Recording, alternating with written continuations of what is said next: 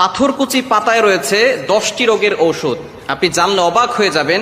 এই গাছগাছালির ভিতরে কিন্তু আল্লাহ তাআলা অনেক শেফা দিয়েছেন, আমরা অনেকেই জানি না।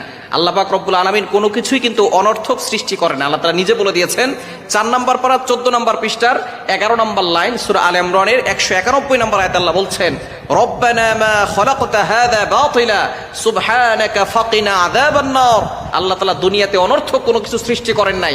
আল্লাহ তাআলা সবকিছুই মানব জাতির সেবার জন্য সৃষ্টি করেছেন। আর গাছগাছালির ভিতরে কিন্তু অনেক ওষুধ রয়েছে, এটা আমরা অনেকেই জানি না। আগে তো এত বর্তমানে যে চিকিৎসা আছে, আগে কিন্তু এরকম চিকিৎসা ব্যবস্থাপনা ছিল না।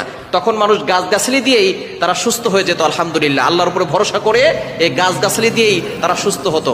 এবং এই যে পাথরকুচি পাতা, এটার ভিতরে কিন্তু 10টি রোগের ওষুধ রয়েছে এবং গাছের ভিতরে কিন্তু কোনো সাইড ইফেক্ট নেই, কোনো পার্শ্ব প্রতিক্রিয়া নেই।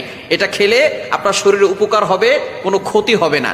বিশেষ করে 10টি রোগের ওষুধ রয়েছে এই পাথরকুচি পাতার ভিতরে। 1 নাম্বার হচ্ছে যাদের কিডনি